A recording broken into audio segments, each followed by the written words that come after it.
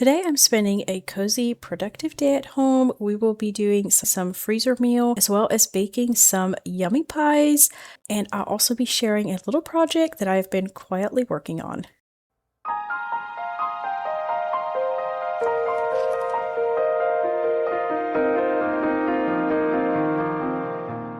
We are going to get our morning started off with doing a couple freezer meals that I have been wanting to do. Our next couple weeks are looking quite crazy, so I wanted to put something in the freezer that I can quickly get out, something easy for the kids to eat, something that doesn't take a lot of time and is super easy to make.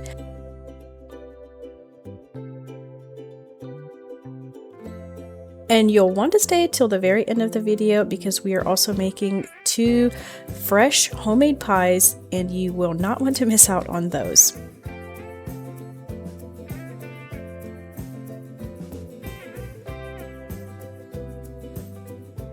To get started with our freezer meals, I am browning 2 pounds of ground beef. You could always do a ground turkey as well.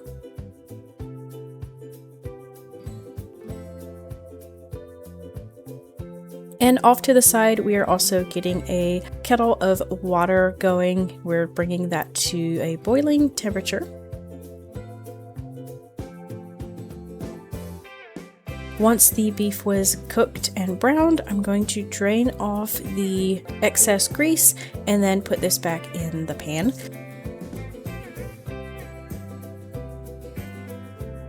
Now I'm going to go ahead and season my ground beef with just like some garlic salt, Worcestershire, just some different seasonings that you like. Of course, we're adding in some salt as well.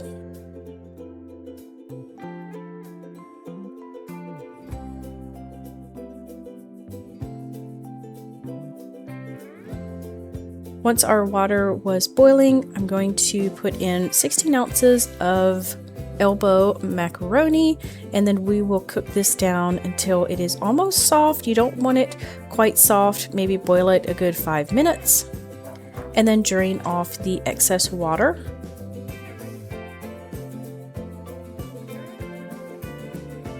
So I'm going to put my freezer meals in these round pans.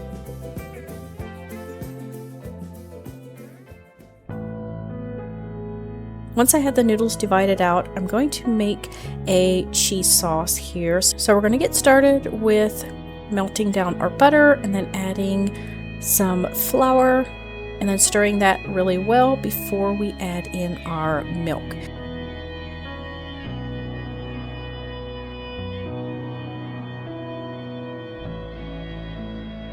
Then we're going to bring that to a boil, let it thicken up nice, take it off the burner, and then we'll add in our cheese.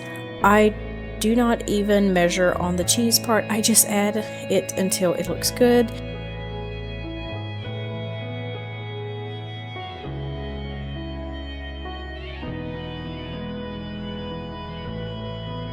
So next we'll add our ground beef, divide it across the 3 pans here, put that on top of the noodles, and then last we'll add our cheese sauce on top of that.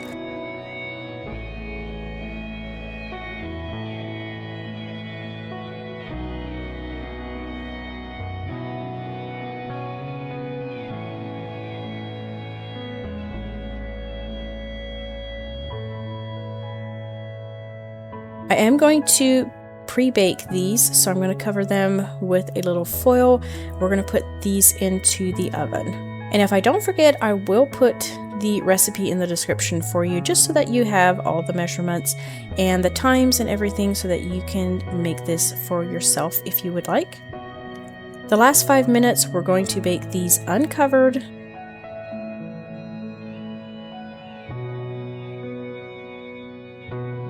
Once they were done, I'm going to get them out, let them cool before I put them in the freezer.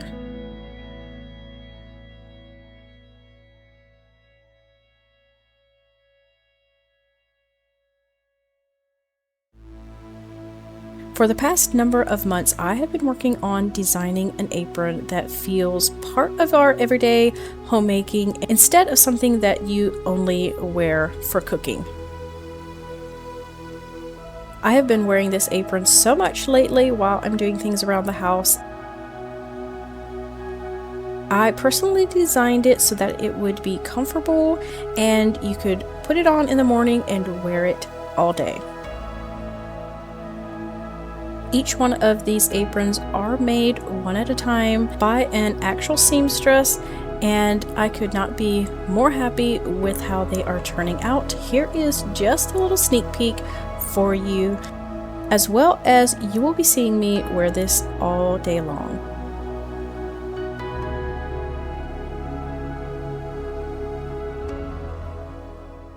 Now for what you have all been waiting for, we're going to get started with our pies, and I'm going to start with our pie crust because to me that is just as important as the filling, to have a good flaky pie crust that melts in your mouth. So we're going to get our Crisco measured out, we're going to get our pie and pastry flour measured out, as well as our salt. We're going to go ahead and hand mix these together until they are nice and crumbly. This takes a little bit of time. You just want to work it in and get it mixed up nice and well until it has that nice crumbly feeling and it just crumbles in between your hands.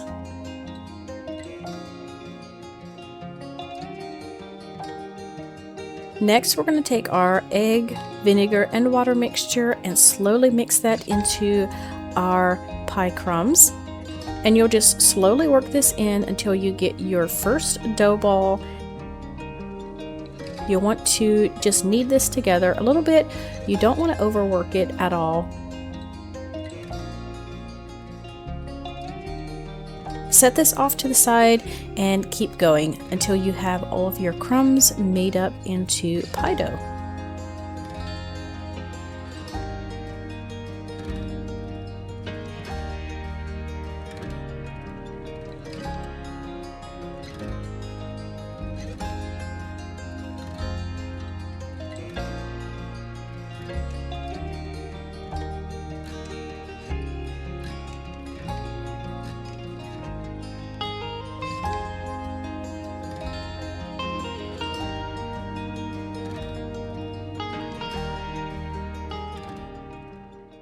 Now we can actually start rolling out our pie dough. So we're going to grab a piece and roll it out on a very well floured surface. You definitely don't want your pie dough to start sticking to your surface or you're going to have a disaster.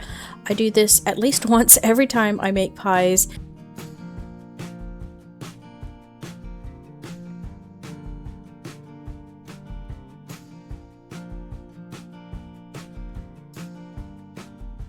And then you'll just flip your rolled out pie crust in half so that you can fit your pie pan underneath, and then open it up and kind of situate it in your pie pan.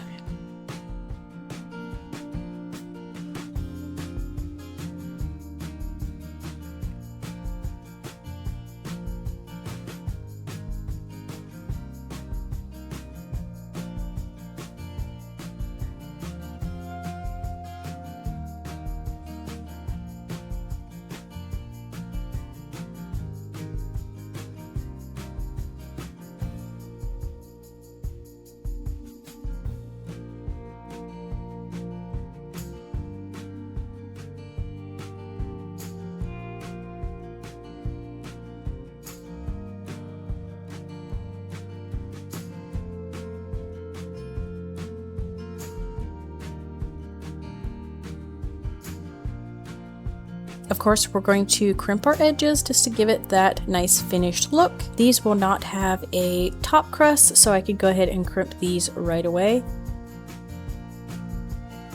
So first I flatten out one of the dough balls just to get it flattened out a little bit. Then I'll place it onto my floured surface, roll it out a little bit, and then flip it over onto the other side. Give it a little sprinkle of flour again before I start rolling it out again.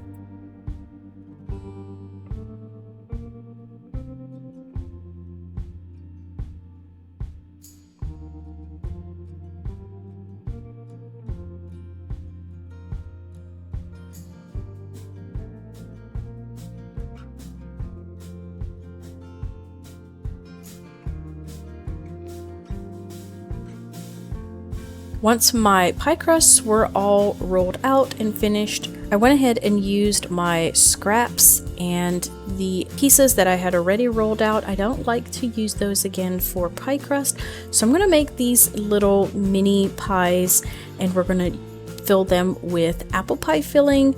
So I cut them out in little circles and then just scooped on like a tablespoon or so of some apple pie filling.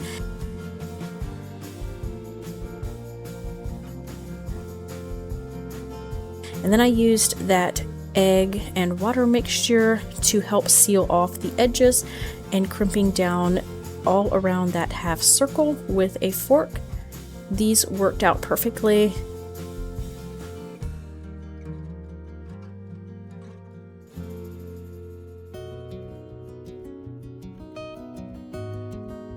Before I bake them, I brushed on an egg wash.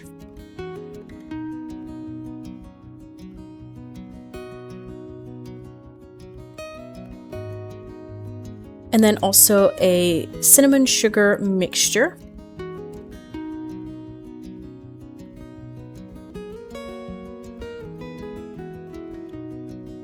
Weston is getting to be quite the big helper in the kitchen, and he wanted to help me clean up the countertop. I think he needs an apron as well.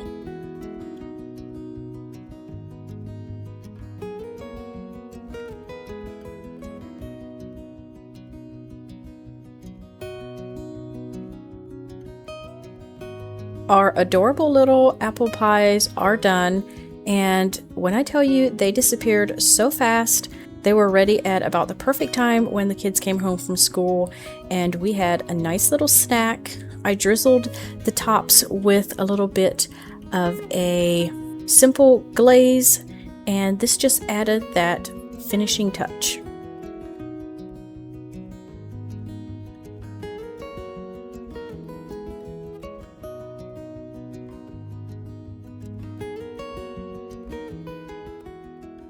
Next, we're going to be working on our pie filling, so we're going to be making a coconut cream pie as well as a peanut butter pie, which is my personal favorite. So for the coconut cream, we heated the milk to scalding and then took that off the burner. Now I'm just mixing up the flour, egg, and a few other things together, and then I'll add that into my milk. And then we're going to put it back on the burner, bring it up to a boiling temperature, and boil it for a minute or two. Take it off the burner again, and then we'll add in our butter and vanilla.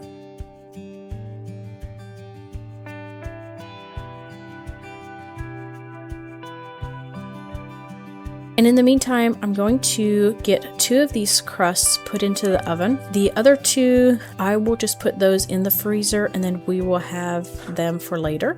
And I usually just bake these at like 375 for 15 to 17 minutes, just till they are nice and browned. While those are baking, I'm going to get started with my pudding mixture for my peanut butter pie. And that is kind of the same thing. We are making our own homemade vanilla pudding. So it is a mixture of your eggs and flour, and then you'll add in your milk.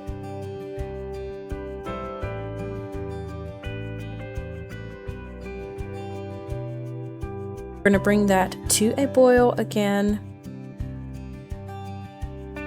The pie crusts were done at this point, so we got those out to cool, and then it's back to stirring our milk until that comes to a boiling temperature and it thickens up really nice.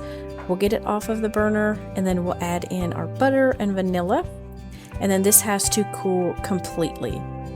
Now for the coconut cream pie, this only had to cool just slightly before we could go ahead and get it put in our pans. So now we're mixing together our egg whites as well as a little bit of sugar and cream of tartar, and then we're going to whip this up till we get some stiff peaks. So this is how it looks when it is ready to put back on the pie. Even though it looks like Cool Whip, this is just your egg whites mixed up really well with the sugar and cream of tartar.